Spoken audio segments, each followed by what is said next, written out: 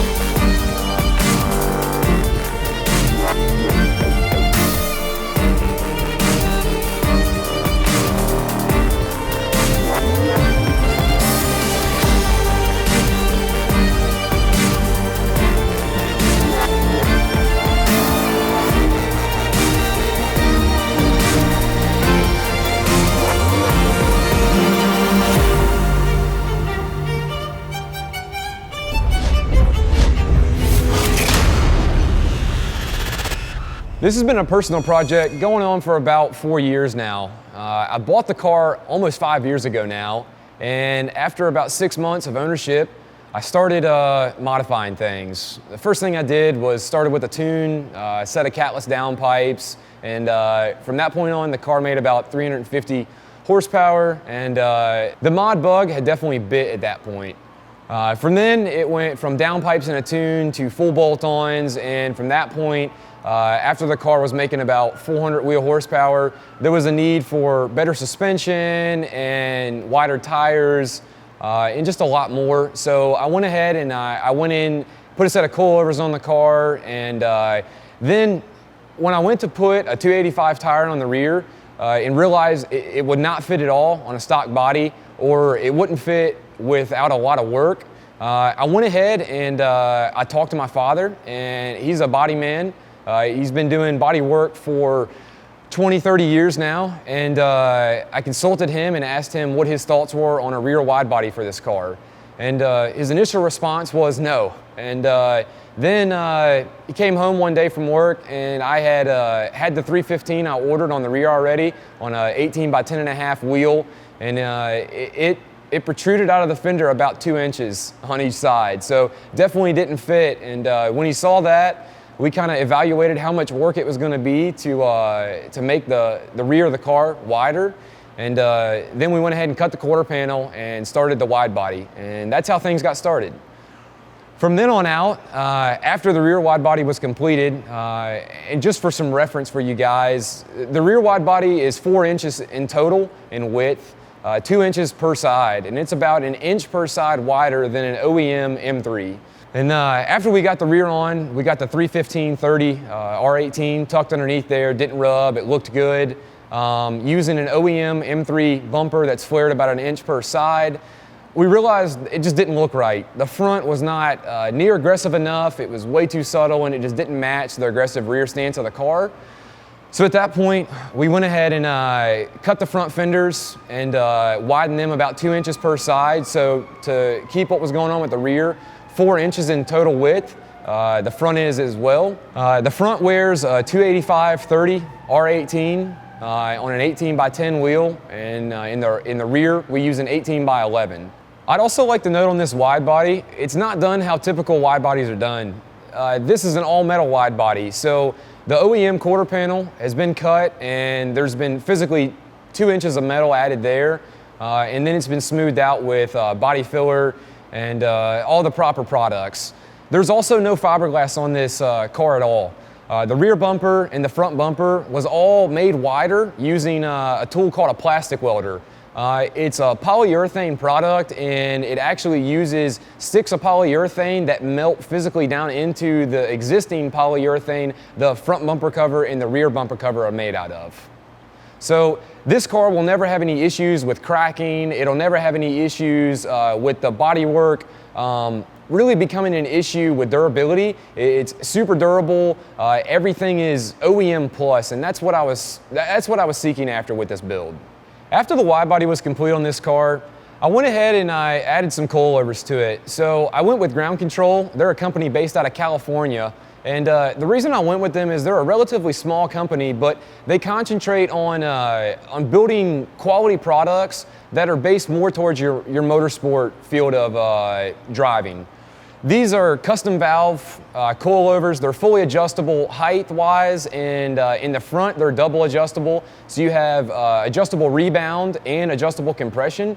In the rear, they're just single adjustable, and they've also got pretty serious spring rates. This car, the more and more I do to it, I'm pulling a lot of weight out of it now, and I'm adding a lot of power to it. And the biggest thing is I'm trying to make the car handle well on a track. These cars were 4-doors. They had a lot of weight in the inside. They had sunroofs. They had pretty extravagant stereo setups. They have really nice interiors, power adjustable seats, and all that stuff equates to is a lot of luxury, but also a lot of weight at the same time. And as this car is becoming a race car, my concentration now is being more upon taking weight out of the car. So the car used to weigh about 3,550 was the curb weight, and with me in it, it probably weighed somewhere around 3,700 pounds. And now with me in it, with all the weight reduction I've done thus far, the car probably weighs about 2,600 pounds with me in it. And that's full fluids, everything on the car the way it is. So a substantial amount of weight has come out of the car, and that equates to a lot in the way the car handles, into how the car accelerates, into how the car turns, it brakes. Weight reduction definitely means a lot. The last piece of weight reduction I just got to and just got installed on the car was a carbon fiber roof. This is a single panel that doesn't have a sunroof assembly, anything like that, so it's just a flat roof, and it weighs between 8 and 10 pounds. It's extremely, extremely light. A lot of the weight has come off because this car used to have a sunroof installed, and I think the sunroof assembly and the factory roof weighed about 100 pounds, so we've shaved almost 90 pounds from the utmost top part of the car, which equates to a lot lower center of gravity and just a lot better handling car. In addition to the wide body and all the weight reduction and the suspension work, everything I've done to this car, I've also not left the driveline stock. What we've done is it's a completely OEM motor. Everything from the head, the cams, valve springs, all that stock, all the way down from pistons, rods, crank. This motor has a lot of factory forged parts. The rotating assembly is most forged in the N54, which is the engine in this car. The only thing that's not forged is the pistons. They're a cast piston, but it's a pretty durable cast piston, and they have a pretty good track record of taking a lot of abuse. This car also has a Motive single turbo kit bolted onto it. The single turbo kit uses a HTA 3586R turbocharger. That's a 62.5 millimeter inducer wheel on the Charger, and it's good to make power in the 400 wheel horsepower range up to about the 800 horsepower range. The car it hasn't been dyno tuned yet, but it's been road tuned, and I'm guessing the car probably makes around 450 wheel horsepower at the rear tires on pump gas, and that'd be on wastegate pressure, which is 17 pounds of boost. And I can turn the car all the way up past 30 pounds of boost, but the max I've turned it up to thus far is 30 PSI, and it should put down around 700 wheel horsepower at 30 pounds of boost. Although the motor is completely stock on this car, there isn't much else on the car that is still stock. The low pressure fuel pump has been upgraded. There are now 2 fuel pumps in the tank, sending fuel with an upgraded line and a flex fuel sensor from Fuel It. And that gets everything up to the port rail. This car also has a secondary port injection along with the factory direct injection and high pressure fuel pump. So in conjunction with all that gives us enough fueling. It should support beyond 1,000 wheel horsepower. Even though the car doesn't have enough airflow to meet 1,000 wheel yet, I've got plans once I put a set of pistons and build the engine to turn it up past 800 wheel horsepower. The reason for all this modification on this car simply was because I'm making a track car out of it. I'm making a car that I'll be able to complete in global time attack, and tracks local to me are Virginia International Raceway, Summit Point in West Virginia, Mid-Ohio is not too far away. I'll probably go to Road Atlanta some. I'm also gonna attend a lot of local autocrosses and some other HPDE events. This car, like I said, it was once a street car. Now with no interior in it, it's an oven during the summertime. It gets extremely hot, so it's not something I really want to be stuck driving on the street when I'm sitting in and out of traffic. It doesn't have AC anymore.